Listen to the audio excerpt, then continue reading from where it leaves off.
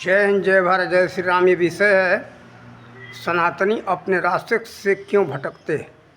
कोई ईसाइयत में जा रहा है, कोई इस्लाम में जा रहा है, इसका कारण क्या है। इनसे सबसे पूछो तो कहेंगे कि मैं सनातनी हूँ।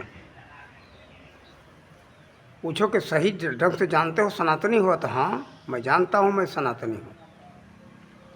लेकिन देखो, इनसे कायदे से पूछा जाए कि तुम सनातनी कैसे हो, इनके पास कोई उत्तर नहीं है। यही उत्तर देंगे कि मैं सनातनी के घर में जन्म लिया हूँ, इसलिए सनातनी हूँ। मैं हिंदू समाज में जन्म लिया हूँ, इसलिए समाज में ये हमारा जो है कि जन्म होने के कारण मैं मानता हूँ मैं सनातनी हूँ। क्या पूछा जाए कि सनातन को देखा तुमने? हाँ तो नहीं, मैं मानता हूँ कि सनातनी हूँ। कैसे सनातनी हो? तो मानने से बस। इनके पास कोई और उत्तर नहीं है। ये नहीं सिद्ध कर पाएंगे कि मैं सनातनी कैसे हूँ।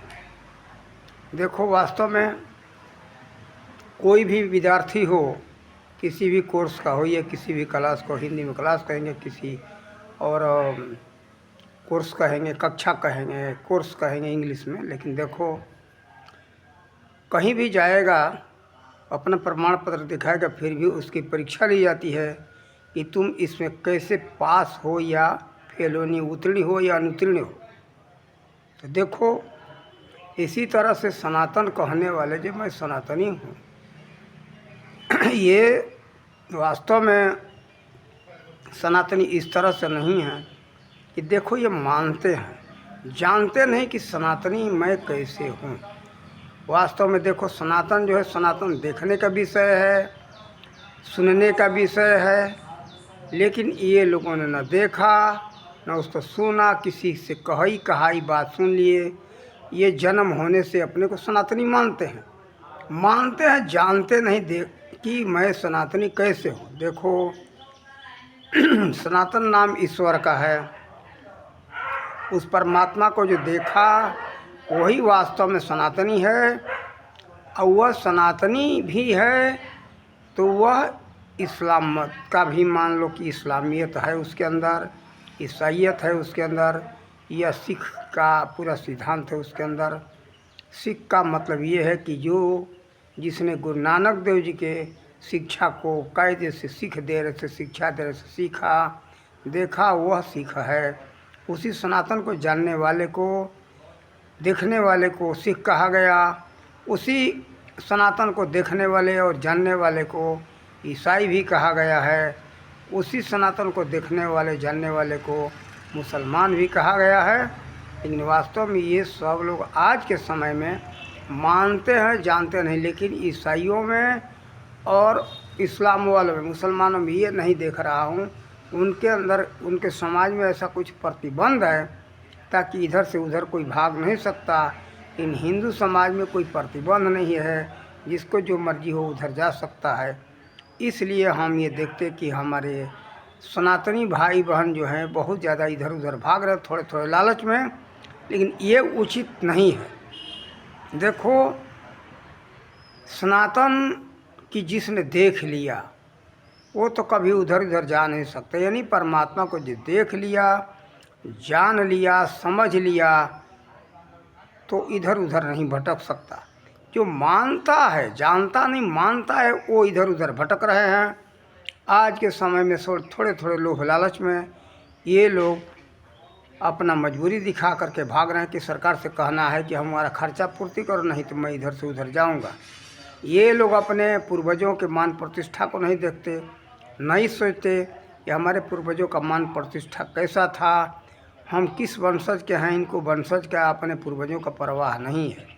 ये पैसे के लोभ लालची इतने बिगड़े हुए हैं, इतने नीचे गिरे हुए हैं।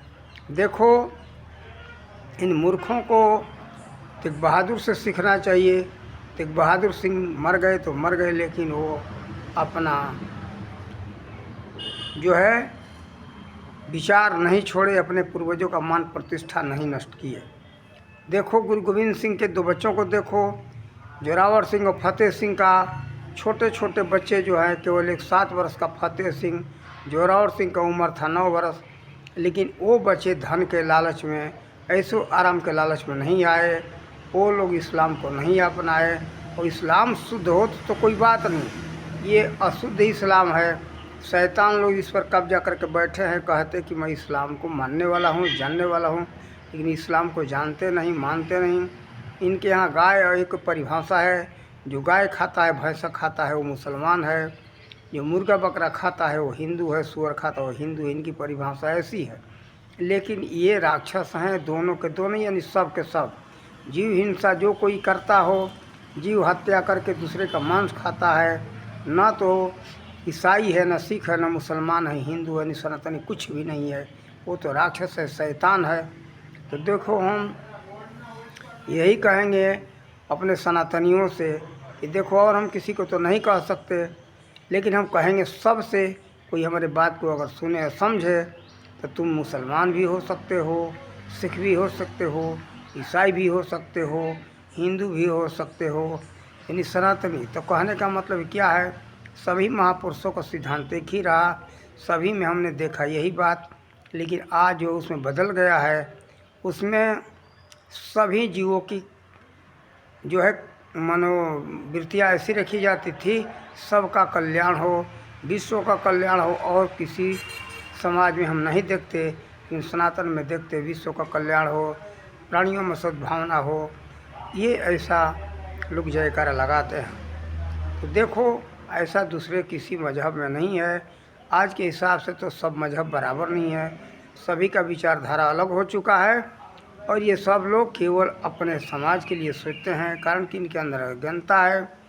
अज्ञानता होती है सनातनियों में। हम एक तो बात देखते, इस सभी का कल्याण हो, विश्व का कल्याण हो, समाजियों में थी, प्राणियों में सद्भावना हो, सनातन की जय हो। तो देखो, ये भाव एक सनातनी में आज तो अभी बना हुआ है। लेकिन हम इस सभी सनातनियों से हम यही कहेंगे, वास्तव में आप लोग ये ऐसा विचार बनाओ ताकि हम उस ईश्वर को कैसे देखें। अगर देखना चाहोगे, जानना चाहोगे, तो आप लोग देख सकते हो। आप लोग को बार बार मैं कहता हूँ, कोई वीडियो में कहता हूँ, तो आप लोग नहीं अगर मिल रहा है कहीं जानकारी, तो मेरे नंबर पर फ़ोन करना, हम उस विषय को आप लोगों के पास तक दे सकते। ज्ञान गुरु महाराज जी के आशीर्वाद से क्षमता मिला है। वैसे तो प्रतिबंध है कि किसी को बताना नहीं, लेकिन ये है, जो सच्चे जिज्ञासु हो, सच्चा उसको सनातन को जानना चाहता है, देखना चाहता है, उसको हम दिखा सकते हैं। मेरा नाम, ये नंबर है 9978 56 32 78, 9978 56 32 78। ये हमारा फ़ोन नंबर है। इस पर संपर्क करके आप मिल सकते हो। उस सनातन को देख करके सच्चे सनातनी बन सकते हो। अगर आप लोग सच्चे सनातनी बनना चाहते हो, अपने पूर्वजों का मान मर्यादा बचाना चाहते हो, अपने पूर्वजों के मान प्रतिष्ठा अगर बचाए रखना चाहते हो, तो सच्चे सनातनी बनो। सनातन को जान करके सनातनी बनोगे और सनातन में सनातन कहलाओगे, तो और मान प्रतिष्ठा बढ़ेगा, और आप अडिग रहोगे, कभी डिग नहीं सकते हो।